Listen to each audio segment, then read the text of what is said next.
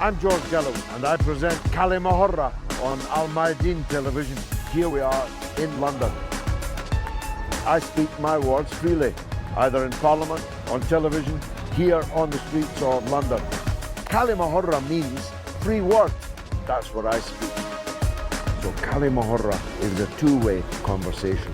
Check it out on Al Mayadeen television. Welcome to Kalima Horra with me, George Galloway, on Al Mayadeen television, coming to you from London, but discussing a truly global story. The question, why does Israel hack phones? Well, my initial response when I saw this question was, why do bears go off into the woods?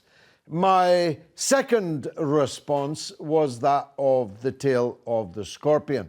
When the scorpion asks the dog to swim it over a swollen river and promises the dog that it will come to no harm, halfway across the river, the scorpion inevitably stings. Dying, the dog asks, "Why did you do that?" And the scorpion answers with a shrug, "Because I am a scorpion." Israel hacks phones because it is a country permanently at war with all of its neighbours and a very substantial part of the people living within its borders. Israel does these things because it can. It has unlimited United States of American largesse and, of course, the scientific and technical brilliance of many of its people. It has established something of a world lead in securocratic circles for its technological cutting-edge innovation. And the company that was accused in the last weeks of using the Pegasus program not to spy on terrorists and criminals, which is what it says on the tin, but to spy or allow customers to spy on their own domestic political opponents.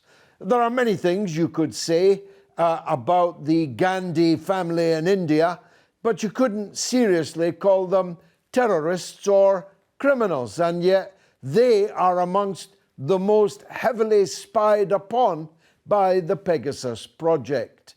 You couldn't describe, well, maybe you could, President Macron of France of being a terrorist or a criminal, certainly not in official company, yet President Macron is a victim of the Pegasus predilection to hack people's phones, and many others. In one case, a very dark prospect indeed. It turns out that Saudi Arabia and its Crown Prince MBS was one of the biggest customers of Pegasus, and that the bugging operation using Pegasus as a horse, a Trojan horse, may well have been used in the murder of the dissident Saudi-American journalist Jamal Khashoggi. All over the world, customers that claimed they were buying this spyware to spy on terrorists and criminals appear to have been using it to spy on their own dissidents, sometimes in democratic countries, their own official oppositions. Now, the companies say they had no knowledge that their technology was being so misused. Israel is saying it had no knowledge of what a major multi-billion-dollar company in its own small country was doing, but then both would say that, wouldn't they? The truth is, a lot of governments and oppositions around the world are hopping mad at this new example of Israel's lead in the technological spheres. We're joined by an audience of distinguished experts, a panel, I should say, no more audiences, thanks to COVID-19, a panel of distinguished experts. I'm just the enthusiastic amateur. I don't know about phones. I don't know that much about technology, but I do know a fair bit about Israel. My first guest this evening knows more than a fair bit about both. He's Shehram Malik. He's an IT and cyber security consultant and a good friend to Kalima Horra. Shehram, describe in layman's terms, please, what this Pegasus is all about. Hi, George. The first thing that I need to make clear to the audience is certain terms that they need to understand even when they read an article about this. And the first one is vulnerability. What is a vulnerability? So there are two types of vulnerabilities in the IT world. One is software. So when developers develop a software, there's bound to be somewhere where that software can be compromised, and that's identified as a vulnerability. Known vulnerabilities are patched. So if you have a mobile phone, for example, you periodically receive updates to the software. Then there's another term, it's called zero-day. What does that mean?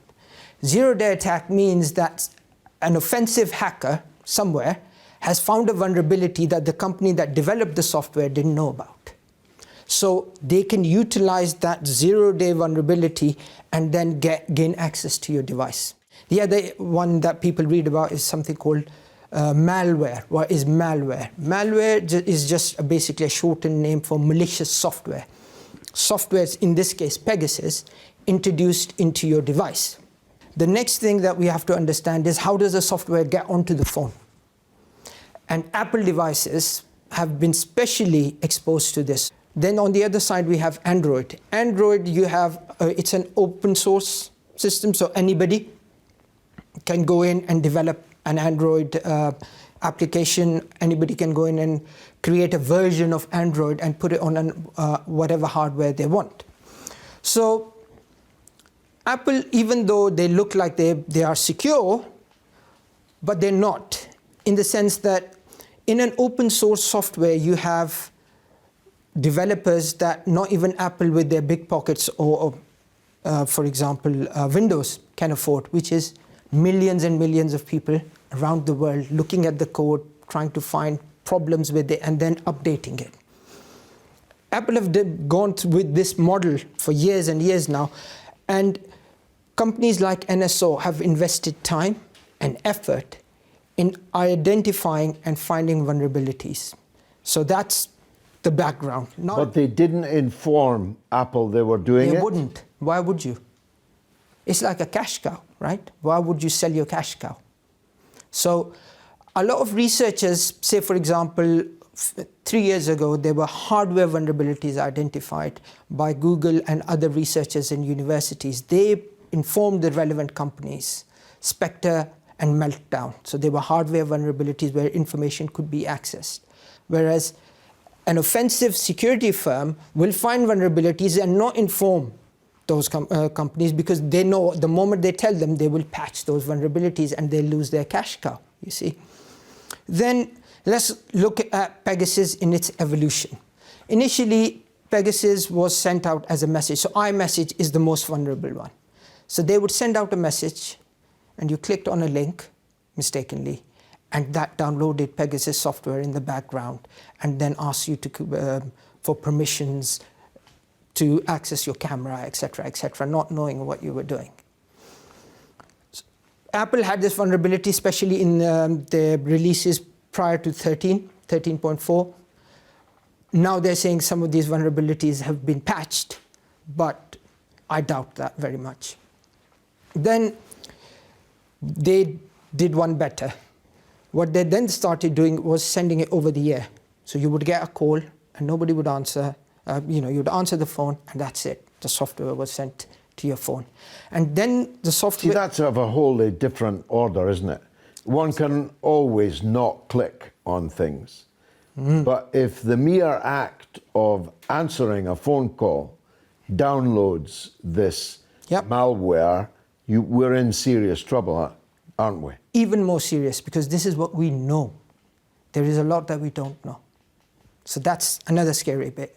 So just coming back to my point, then you have another term that the audiences will, when they read articles about this, is command and control center. So what this phone does is then it contacts a server, remote server, using your line, your bandwidth, your internet. It will contact a remote server from where it's controlled. It will spy on you. Well, look, let's ask someone I know very well to have specialist knowledge of this. I sat in Parliament with him for many years, and though a Conservative, I worked closely with him, amongst other things, on the downfall of the British publisher and thief Robert Maxwell, who now lies on the Mount of Olives in Holy Jerusalem, having been planted there by several presidents, prime ministers, and former occupants of those positions. He is Rupert Allason, formerly MP, but he writes spy material under the pen name Nigel West. Rupert, why is an Israeli company spying on politicians, human rights activists, journalists and campaigners all over the world? Well, I suppose the first response for me is, what is the evidence that they are?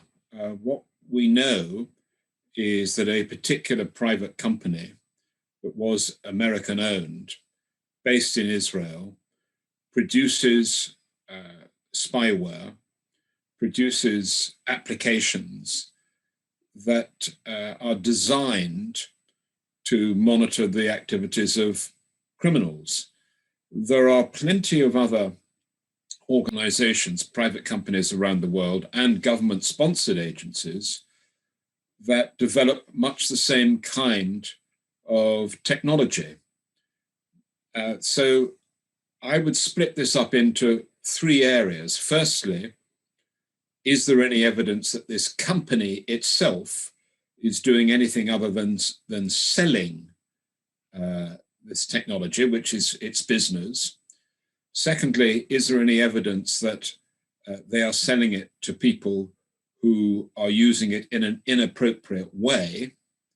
And thirdly, is this company under the control of the Israeli government or any other single government? And I'm driven in my observations entirely by the evidence. And what we know is that for many years on the internet, there has been a technology called RATs, remote access tools. And we know about this because it's been disclosed in criminal cases where the FBI have, for example, switched on the cameras of target laptops in order to be able to collect information, intelligence, evidence, whatever you care to call it. So the technology that we're discussing seems to me to be very straightforward and exploits what cell phones can do. And this kind of technology has been around for many years and has been a very useful aid to people involved in criminal investigations, counterterrorism, and intelligence collection. You say that this technology is for spying on criminals and terrorists, but even though I have my moments with President Macron, I wouldn't routinely describe him as a terrorist or a criminal, but he was targeted. Well, so your assertion is that President Macron is one of the targets of intelligence collection. Wow, what a big surprise. Yes, that was in the news too. So are you going to tell me next that the German Chancellor is also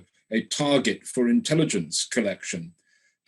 Every senior policymaker and decision maker around the world who is in possession of a laptop, an email address, or an iPhone makes themselves vulnerable in exactly the same way that a century ago writing postcards to people was not a very secure method of communications.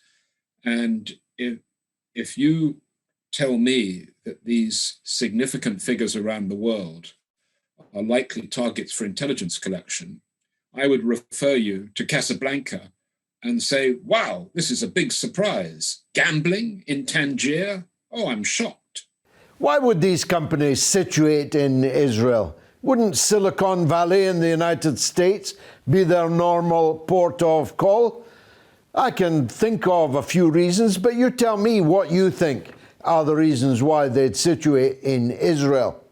Well, it suggests that they have an exclusivity or some kind of monopoly on this technology, which is completely incorrect. We know that there is an entire government-sponsored laboratory in the UK that undertakes this kind of research. We know that NSO, the Israeli company, was actually owned at one stage by an American equity partnership. It's not exclusively Israeli. It is true that the Israeli equivalent of Silicon Valley has been in the forefront of a lot of research. And it is also true that various Israeli agencies have been accused in the past of deploying spyware and malware, for example, to sabotage the Iranian civil nuclear power program. So you say, why Israeli? Because that is where a lot of the investment and the knowledge is based. Shehram, do explain to the everyday viewer what that means. Spy on you how? We're all used to the old-fashioned idea of someone in a ministry somewhere listening into your telephone calls.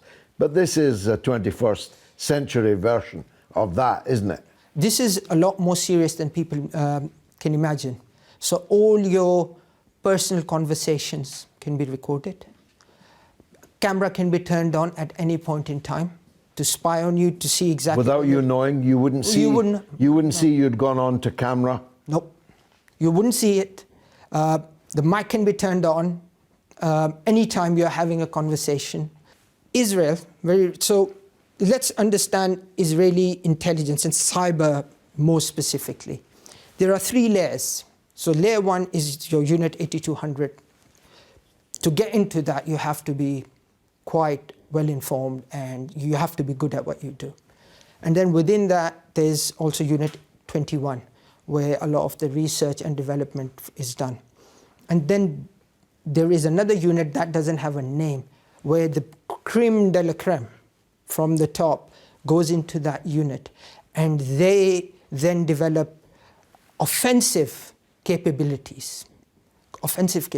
So for example, when Israel bombs Syria or Lebanon, for example, the first people that actually initiate the attack is not the Air Force, it's not the military, it's Unit 8200. Because what they're doing is they're going to hack into the air defense system and make it completely inept.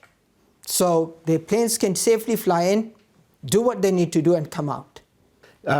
This offensive capability, I mean, from what you say, they can switch on your camera, they can switch on your mic. That means they must be able to access your pictures. Can they plant things in someone's phone? Yes. So in looking for a quote-unquote terrorist, they could be planting evidence of terrorism. Yes, they can do that, and much more. Rupert, let me cut to the chase. So is Israel benefiting from this kind of program, even though you say the company is American-owned? If you're talking about the Israeli government, I'm not sure what the relationship is between the Israeli government and individual companies, businesses that are working in this field. But generally speaking, what tends to happen, and it certainly happened in London a great deal, is that there will be 1 or 2 individuals who develop some kind of an application for exploiting some kind of weakness in a system or developing an entirely new kind of program, and that these individuals will then market their product and they will either become a startup or they will seek to expand in some other way. And that, I think, is characteristic of that particular business. It's not directly connected to the development of malware, spyware, except that your ownership and use of an iPhone is a very attractive instrument for intelligence collection. So you are willingly, by having an iPhone in your pocket, giving me the opportunity to trace your movements, depending upon which legal jurisdiction you've been in, your movements within 100 yards for the past 7 years. I can identify without a warrant every call you've ever made, every call you've ever received.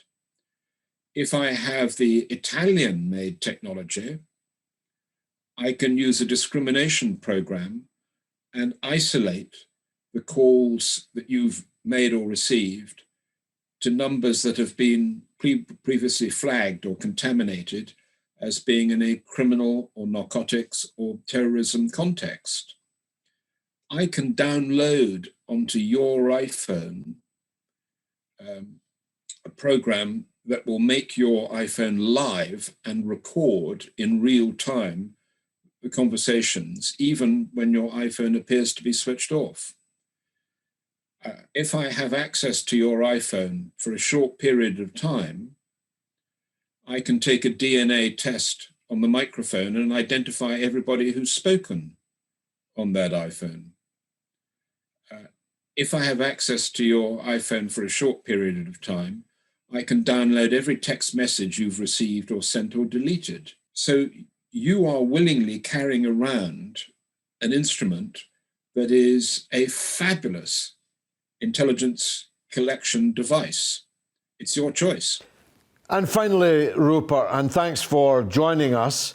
If it were to be proved that the Israeli state was in collusion with this company and its Pegasus program, would there be new laws, anti-espionage laws? Would there be sanctions, perhaps, against Israel? I don't think so, for two reasons. Firstly, you're saying that there would have to be a direct link between a company that was engaged in mischievous activity and the state. And that, I think, would be usually very hard to prove because there will be intermediaries and cutouts in between the two. Secondly, every state is interested and will develop malware in order to counter the threat. So it's a little bit like over many years, it was claimed that the British were monitoring French communications. And the answer was this was purely for security in order to check on their communication systems to ensure that they met the appropriate regulatory standard. So they will have an alibi, even if you could make the connection.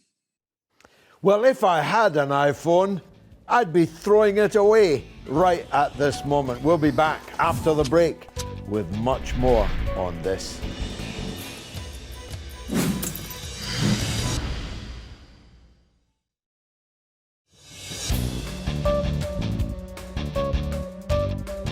You're watching Kalima Horra on Al Mayadeen Television with me, George Galloway, coming from London, talking about the world that is the oyster of the spyware and spy malware industry. Before the break, we heard a former British Conservative MP more or less saying, well, there's nothing to see here, and even if there was, you couldn't tie it to the Israeli state, and in any case, all the states are doing it. And the technology pre-existed before Pegasus. James Randolph, writer, researcher, how plausible did you find Rupert Allison's nothing to see here? It's plausible deniability, it's arm's length, it's what the intelligence services exist on, it's what it's the modus operandi, it's how they work. It's have a private entity with links to the Israeli 8200 unit. It makes sense. Everything he's just said is immediately deniable. But the Pegasus software is listed by Israel as a defense, a weapon. So it has to receive state approval before it can be sold overseas. So when you get that... That was an important qualification, you're right. But then the company would say to the state, let's assume, I think absurdly, that the Israeli state, given the kind of state that it is, would not actually be in bed with this company all along. Leave that dark suspicion of mine to one side. The company would say, well, yes, that's what we do, and we're selling it to customers who are going to use it to monitor criminals and terrorists. And no one could object to that on the face of it, could they? No, set within that framework, no. But then one man's terrorist is another man's freedom fighter. When does a peace activist, when does a journalist engaging in lawful activities end up being a victim of state-sanctioned murder? We've seen what happened in Turkey with your friend Jamal Khashoggi. His fiancée had her phone contaminated with the Pegasus app. Everything points to the Saudi government using this software as part of the rapprochement between Israel and Saudi Arabia. They would license this to them as a friendly gesture, as a friendly act. But as we can see, it allegedly resulted in the death of... Well, nothing alleged about the death. I suppose we should say that we can't directly prove that Pegasus was in use then, but it's certainly believed by Khashoggi's fiancée that that's what happened. If I produce a machine gun and I sell it to a government, am I responsible for the fact that that government gave it to a terrorist organization who used it for nefarious purposes rather than the healthy defense purposes for which I ostensibly sold it? Well, in Britain, the Export Credit Guarantee Department will license sales of munitions and weapons with an end-user certificate which guarantees that it won't be used to repress their own people for internal control. But we know that that's just a sort of sleight of hand, which means that the government can then sell weapons, as we've seen, to Saudi Arabia for use in Yemen over many, many years, despite using it as a tool internally within Saudi Arabia to repress their own people. But it's a legal shrug. Yeah, I mean, the military-industrial complex in every country, including Britain, is heavily intertwined with the state. It is an important asset for the state, earns money overseas, wins influence overseas, and so on, and in certain circumstances can be withheld by the state from end users that are no longer in favor, and so on. But am I right in saying that Israel, as a militarized, permanently at war, Sparta-type state, is almost certain to have had the closest possible working relations with the company producing what you yourself called a weapon? Well, it's not me that calls it that, it's the Israel government. It's licensed by them for sale only with their permission. So if it ends up in India, as it has done on journalists' phones, if it ends up in Azerbaijan, as we've seen in recent reports, with Amnesty International issuing their own patch for quite advanced, but their own system of testing whether it is on your phone, you can see where we've come to. We need to take a long, hard look at what you're carrying around in your pocket. Well, that was an important point, Shehram, wasn't it? I mean, it was quite chilling how Rupert Allason quite insouciantly described, I mean, basically he was arguing for a return to the ancient Greek and Roman practice of only whispering important messages into the ear of their recipients. Postcards were the analogy that he drew, but what he's effectively said is, good luck to you if you're carrying around such an eminently exploitable resource in your pocket. You can't really complain. I agree with him on that point.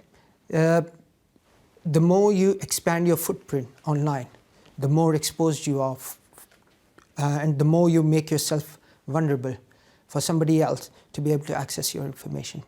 Let me talk to former MI5 intelligence officer and another good friend of Kalima Horra, Annie Mashon. Annie, welcome to the show. Thank you. Annie, can you enlighten us about this Israeli spyware? Yes, this spyware is particularly pernicious. It's something that appears to have been developed up to military or intelligence grade by this company. And basically, it was first discovered in 2016. And at that point, it was relatively unsophisticated in the sense that it would send something into your mobile phone, be it an Apple or be it Android, and you then had to click on some sort of malicious link, and then it could download onto your phone and start spying on you every which way, which includes access to everything on your phone, access to live conversations, live SMS chats in any format, and also the ability to remotely turn on the camera and remotely turn on the recording device so that it can listen and film you without your knowing it. This was bad enough, but the latest iteration of this spyware apparently now doesn't even need the person using the phone to click on a malicious link. What it does is it exploits vulnerabilities within popular apps which come pre-installed in our phones. So on an iPhone, it would be iMessenger, for example. If it's an Android phone, it would probably be someone using WhatsApp because that's hugely popular. And so this is what they call a zero-click attack. So the person using the phone doesn't have to click on anything. They can just exploit these backdoor vulnerabilities within these popular apps to get into your phone automatically. So this is really frightening. You have no idea whether or not you're under attack. And apparently the latest reporting has shown that the vulnerabilities, they're looking for more vulnerabilities in more apps that they can target as well. Now, this is particularly interesting because the exploitation of vulnerabilities is what's known in the industry as zero-day hacks. This is something that the Western intelligence agencies particularly have been using. Effectively, if they find a vulnerability that the corporation building the app doesn't know about, they will store that vulnerability in their sort of secret cyber weapon cache and use it to exploit these companies without the companies knowing it. It appears that that is precisely what NSO has been doing as a corporation, is gathering and exploiting these vulnerabilities to get into our phones at will without us having to do anything. So this is very sophisticated. It's very difficult to trace because it's also designed only to use 5% of storage on our phones, and it can be deleted after 60 days. So very, very difficult to trace, very sophisticated. And it's interesting that a corporation managed to get their hands on these sort of tools, particularly the vulnerabilities. Now, I would just add as well on that front, a few years ago, there were a couple of very notorious leaks. One went to WikiLeaks, and this was a leak of the CIA cache of cyber weapons, which was this store of all these different vulnerabilities, which of course was then published. And there was also another leak from the NSA, the American Listening Post, which fell into the hands of cyber criminals, a group called the Shadow Brokers, who tried to sell these vulnerabilities on in the dark web. And I have no proof, but there's an interesting theory perhaps that corporations around the world have made use of these vulnerabilities, or even at the very least been inspired by the notion of finding these sort of vulnerabilities to create spyware in the way that the NSO group has done so. Who have been the targets so far? What do we know about the victims? Well, they say they don't sell to governments with human rights abuses records. They say it is only there to try and track down criminals and terrorists. But this is an argument we hear time and time and time again, both from national intelligence agencies to justify what they do, and also from corporations developing this sort of spyware. And the NSO group is not the only one doing this. So they say those are the only people that they're allowed to go after. This is contractual. However, we have seen from the reporting and from the leaked documents that there have been 50,000 numbers at least have been targeted, and perhaps not all of them have actually been hacked. And these people around the world who are journalists, they're NGO groups, civil society, they're politicians, they're lawyers.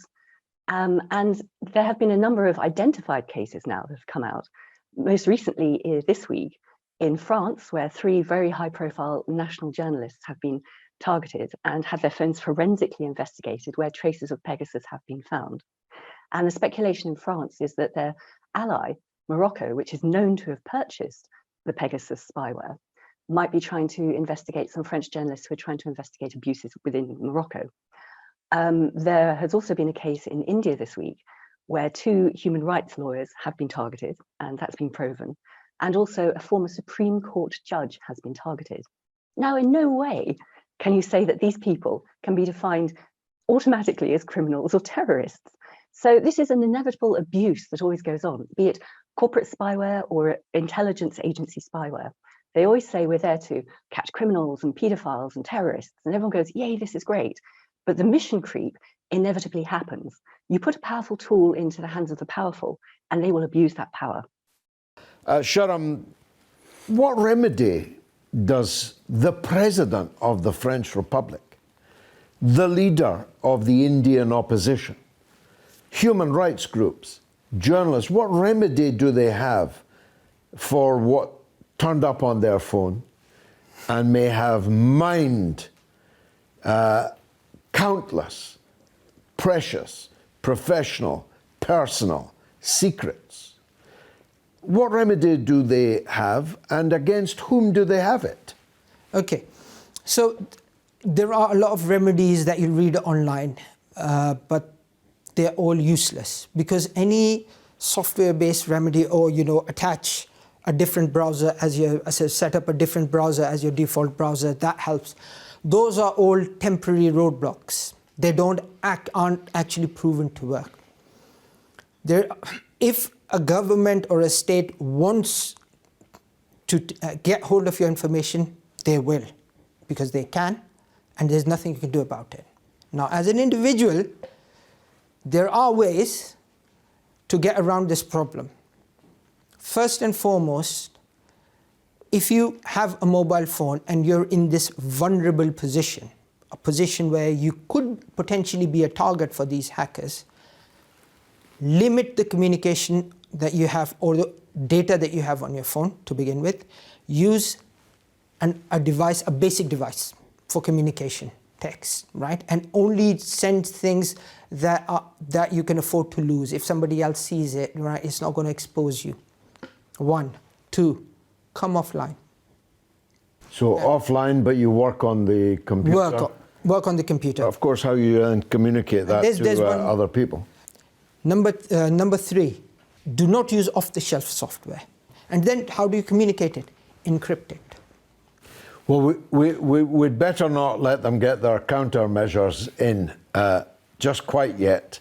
Annie, be candid. Is it possible that this program has been developed in Israel, but that the Israeli state is not involved in it? It's a possibility, but again, if you look at the brochures and information coming out of NSO itself, they say that they have to get clearance from the Israeli Ministry of Defense before they can sell their spyware to any other government. And also that the Israeli government has said that they are very tight about this.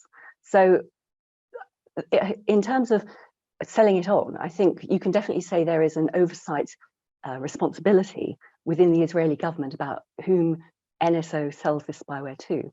And the roster of its clients, there are about 45 countries, I think, around the world that have bought this spyware, is not pretty reading. I mean, we're looking at countries across the Middle East, autocratic countries like Saudi Arabia or UAE or Hungary or Mexico or Morocco, India, of course, as well, and I think Kazakhstan or Azerbaijan. So these are countries, should we say, with not an altogether rosy human rights track record. And of course, the powers of this spyware will be able to be used against activists and journalists and lawyers and politicians. Now, the other interesting aspect of this is that there have been allegations that some heads of state and other leading political figures have been targeted by this spyware, and everyone's up in arms about this. But again, if you roll back to 2013, when Edward Snowden went public with a whole range of disclosures about the abuses being conducted, particularly by the American NSA and the UK GCHQ, one of the disclosures was that I think it was 35 world leaders had been spied on by highly intrusive software that had been developed in-house within the USA and the UK intelligence agencies. And that worked in exactly the same way as this corporate spyware is now working. So there was an outcry at the time. And again, there is no way that you could say that Angela Merkel was a criminal or a terrorist, but her phone was being bugged. And there was an uproar in Germany about this and an investigation, but of course nothing ever changes. So I think the interesting part of this particular story is that intelligence agencies, certainly in the West, particularly with the NSA and GCHQ, also as well in other big countries with other big intelligence infrastructures such as Russia and China, have been developing these sort of technologies for a couple of decades at least in-house, and have been using them against the world's population. I mean, they've developed a sort of global panopticon. In a way, you could say that if corporations are then following down that path and then selling to other countries that don't have as sophisticated or as well-resourced or as endemic intelligence agencies, they could probably argue that they're leveling the playing field for other countries so they can have the same spying capability. That does not make it right. We should, privacy is one of the fundamental human rights, and this is an egregious breach of it for each and every one of us. And finally, can we expect condemnation of Israel over these revelations, maybe even sanctions against the Israeli state over this? I doubt it. I'm sure that there is a plausible deniability gap between the government and between any corporation that gets up to this sort of mischief. There are plenty of companies that try and develop this, and Israel is very much at the forefront of developing this sort of cutting edge technology within the corporate world. But, other countries also have these corporations. Do you remember the San Bernardino terrorist attack way back in 2015? And there was a big case between the FBI and Apple, because the FBI wanted Apple to open up an iPhone of one of the terrorists. And in fact, they didn't need to get a court order in the end, because it was an Australian company called Azimuth that managed to crack open that particular iPhone. Again, finding vulnerabilities, a sort of a backdoor through one of the apps into accessing an iPhone even back then. In fact, that reporting only came out earlier this year. So 5 years on from the attack, we finally know that corporations around the world are developing this sort of technology in order to do either good or bad things. They probably see themselves as good. Unfortunately, once you put such powerful tools into the hands of people who are less good, less scrupulous, that's when we begin to get the most appalling abuses of our human rights around the planet. James Randolph, it sounds like a big deal. Sold to 35 countries, 50,000 telephones listed. Not all of them may have been hacked, but many of them are already established as having been hacked. But the more I'm listening, the more I'm thinking this has always gone on. And it's not just Israel that is involved.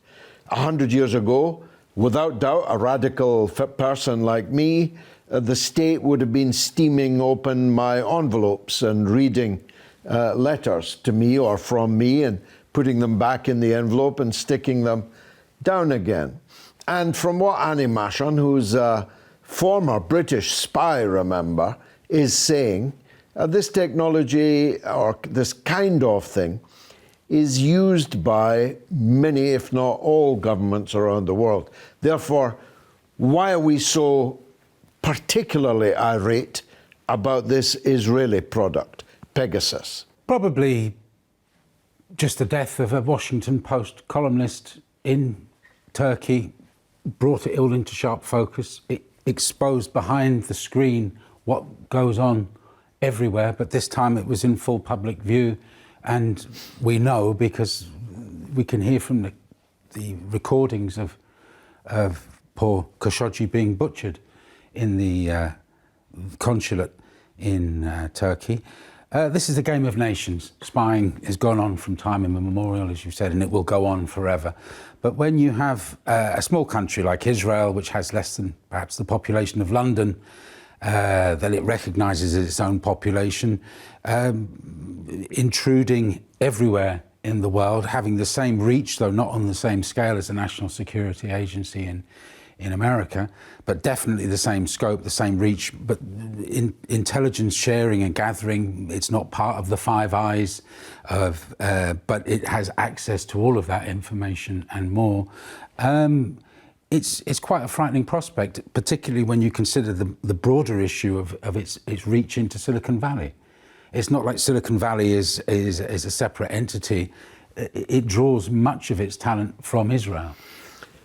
Shehram, that is the point, isn't it? I mean, I personally have no problem with the British government, which I have a say in electing, concluding that they probably would like to know what I'm doing and saying. I've never really had a problem with that. My problem, though, is with a foreign country, and a foreign country like Israel, with a long track record of terrorist attacks on people, and a long track record of skullduggery of all kinds, not least against the Palestinian people. That's why we're so irate about Pegasus, isn't it? Because we're pretty irate about Israel. Precisely. Israel is a security state, something that Churchill said many, many years ago. It's a security state. And their mission is to eliminate anybody who is a potential threat to the state. That's what concerns us. Selling such tools or weapons to countries like Israel, Saudi Arabia, who supposedly didn't have direct links to Israel a few years ago, reeks of state benefit. So Israeli state is throwing them these morsels to attract them and say, right, now you sign on the dotted line and we become good neighbors or we establish good relationships. They signed long ago, it was just an invisible ink. Precisely. And what these people, Jamal Khashoggi, the reason he died was he was speaking the truth. He died for speaking the truth. And what they're trying to do by using these commercial software is stop people from speaking the truth.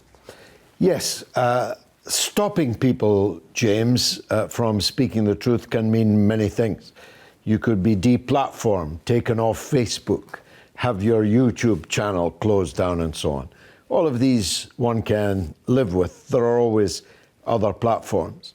But it's when an Israeli company, licensed by the Israeli government, is selling a weapon to people who terminate others. They don't close their YouTube channels, they close their airwaves, they kill them. They terminate them with extreme prejudice. The world has a right to be angry about that, don't they?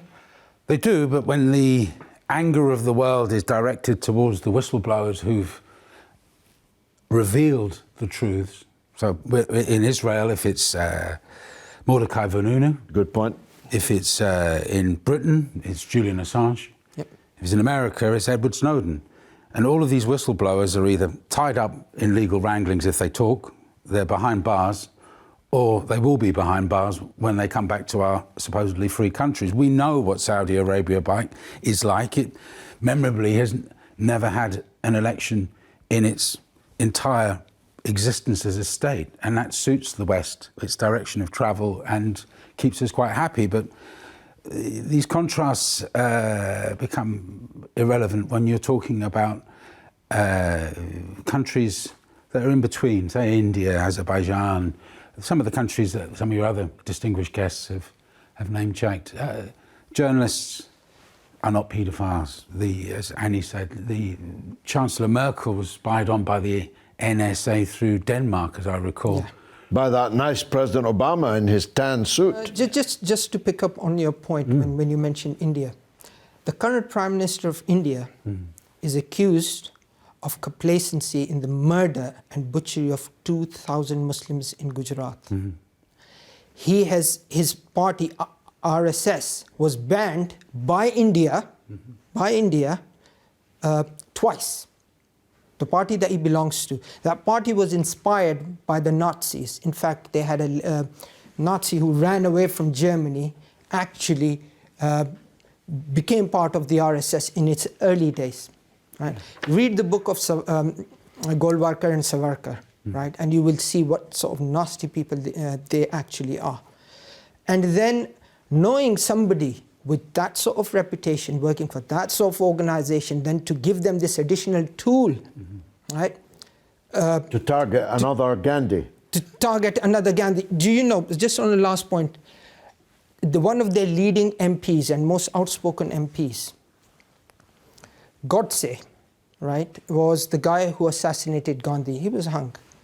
He openly goes around declaring that Godse was a martyr and a hero.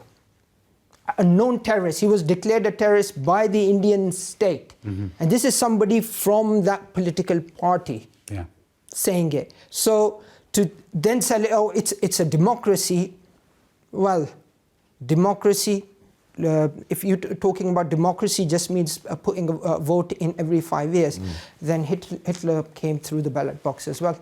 Well, try telling the people of occupied Kashmir about the quality of Indian democracy. I wish we could continue this discussion all night long. We probably will. And thanks to Pegasus, Israel will probably know all about it. You have now heard from the Oracle how you can take steps to protect yourself. Me, I'm just glad I don't have an iPhone. I've been George Galloway. This has been Kalima Horra on Al Mayadeen Television. Thank you indeed for watching.